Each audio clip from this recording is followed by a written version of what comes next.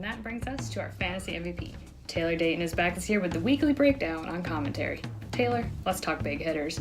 We're going for your top 4 riders this season. Go. Alright guys, I'm going to say at number 4, and you gotta love any of these guys, but I gotta coach something for this. I'm going to say Triple H himself, Henry H. Hazelton, coming in at number 4 for me. 70 recorded commuting trips, 1.2k miles logged in the last 2 years, almost 42,000 calories burned. That's pretty solid work for Bike to Work month. I gotta say, he's going to eat up a lot of your team budget, and that's kind of going to hurt, but he's a solid pick overall. 730 pounds of CO2 burned last season. It's just good all the way around. Yeah, for me, number 3, healthy, coming off a wrist injury from last year, but fully healed. DeLay Massey, number 1 rider in all of fantasy in 2017, crushing 40 and 60 mile commutes on the regular. Still the most miles of anyone I've seen since 2015 when I started here.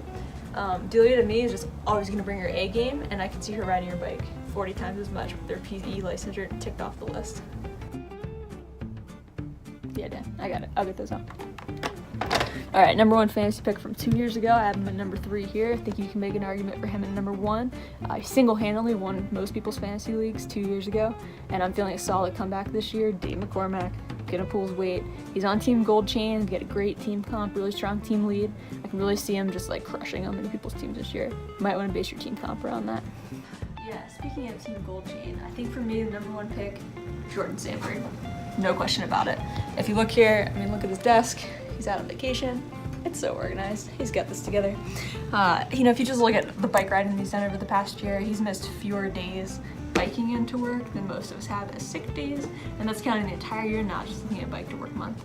I've seen him out there riding in the snow, so he has more mileage than any other East Side rider that I've seen working in the past 3 years, and he's going to be a big player on your offense if you can pick him up. I'm seeing some great synergies between him and Dave this season. All right, I want to talk rookie riders. We've seen in the past they just come in and go crazy. Think about Spencer Anbowen and Nick Zott a couple of years ago. And you know where this leads me. How are we feeling about Blair Deaver? Oh yeah, we're totally high on Blair this year. He's definitely my number 5 choice overall. Definitely consider putting him in my top 4, but he's kind of unproven as far as his aspect track record. I definitely see him getting out at every possible opportunity.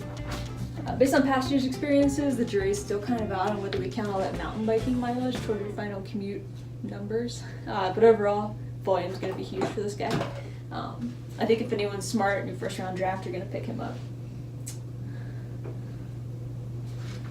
This is unplugged. Great. Okay, what about someone they don't see coming? Who's your sleeper pick? Yeah, it's actually a question I get a lot. Like, who is this year's Brian Burkumpus? I thought about it a little bit, and like, what about Jasmine? I know, she's got to deal with like Portland traffic for all 4 weeks of the ride, but I really think she takes the backfield kind of over by the middle of the month, because people are just misreading the full force of these remote offices can bring. How about someone to stay away from? Yeah, overall, I don't think I'm too crazy about picking myself this year. I ended up committed to a lot of field work last year, and this year doesn't seem to be too different. I'm not seeing a huge variation. Crunching for the PE test. I think I'm going to be more of a rider by committee this year. I don't see myself being much of a workhorse. I'm concerned where I'm even going to fall in my own self-imposed rankings. Probably wouldn't be a solid pick. Well, folks, you've heard it here first on the Weekly Breakdown. Go lock in your team choices, and good luck.